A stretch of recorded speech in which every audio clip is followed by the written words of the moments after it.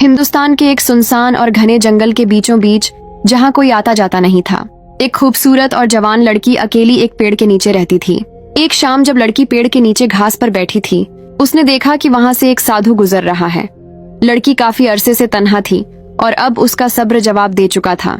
साधु को देखते ही लड़की ने अपनी शलवार के पांचों को थोड़ा ऊपर किया और झूठ मूठ का नाटक करते हुए जोर जोर से आवाज लगाई, बचाओ बचाओ।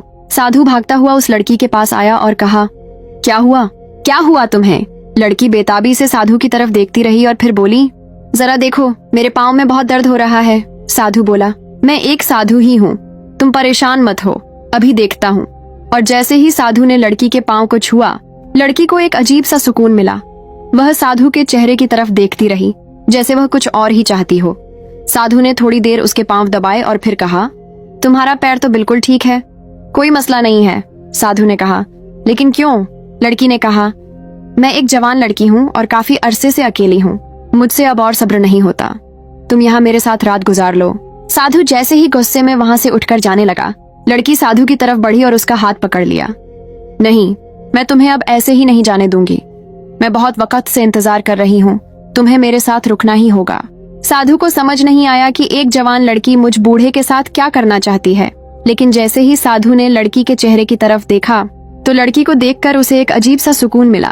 वह लड़की की तरफ खिंचा चला आया और उसको करीब आकर देखने लगा, लेकिन नजर कमजोर होने की वजह से उसे लड़की का चेहरा वाजह दिखाई नहीं दिया। लड़की ने पूछा, क्या देख रहे हो ऐसे?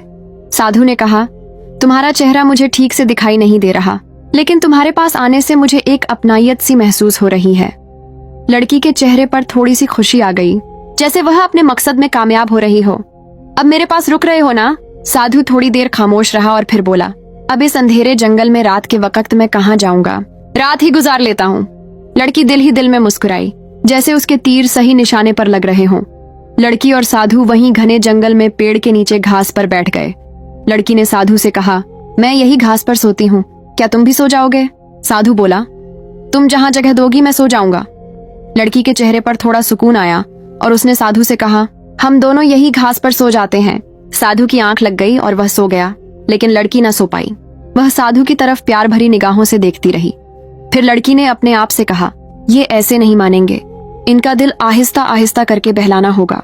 सुबह इन्हें जाने नहीं दूंगी, किसी भी तरह करके इनको रोकना होगा। सुबह हुई और साधु जैसे ही उठकर जाने लगा, लड़की भी उठी और उसके करीब आकर बोली, कहाँ जा रहे हो? तुम रुक जाओ मेरे पास, मेरे चेहरे को देखो, क्या तुम्हें कुछ नहीं दिखाई देता इसमें? साधु ने लड़की के चेहरे की तरफ देखा तो जैसे उसके वजूद में कोई दस्तक हुई, लेकिन वही नजर की कमजोरी, उसे ठीक से लड़की का चेहरा दिखाई नहीं दिया। साधु ने लड़की से कहा, मैं निकलने लगा हूँ, मुझे काम है। जब लड़की को लगा कि अब साधु उसकी बातों में नहीं आने वाला, तो उसने कहा, अच्छा 1 मिनट रुको, मैं अभी आती हूँ, आप यहाँ से हिलना मत। फिर लड़की तेजी से जंगल की तरफ दौड़ी और एक आम के पेड़ के नीचे जाकर बेहोश हो गई। साधु जब उस पेड़ के पास पहुंचा तो देखा कि लड़की जमीन पर बेहोश पड़ी है। साधु ने लड़की को हिलाया, मगर लड़की झूठ मूठ का नाटक करते हुए आंखें बंद किए पड़ी रही। फिर साधु लड़की के करीब आया और उसका हाथ पकड़कर उसे रगड़ा, लेकिन लड़की ने अभी अपनी आंखें न खोली और दिल ही दिल में खुश होती रही। साधु जल्दी से दौड़ा और एक नदी से अपने हाथ में थोड़ा सा पानी लिया और वह लाकर लड़की के चेहरे पर छिड़का। लड़की को जब लगा कि अब इससे ज्यादा नाटक नहीं किया जा सकता, तो उसने आहिस्ता आहिस्ता अपनी आंखें खोली, जैसे वाकई बेहोश थी। साधु लड़की के चेहरे को देखता रहा, जैसे वह उसे कुछ बताना चाहता हो, लेकिन वही कम नजर थी। इससे पहले कि साधु लड़की से पूछता कि तुम्हारे साथ ये सब क्या हुआ, लड़की उठी और उस साधु के गले से लग गई। साधु ने उसे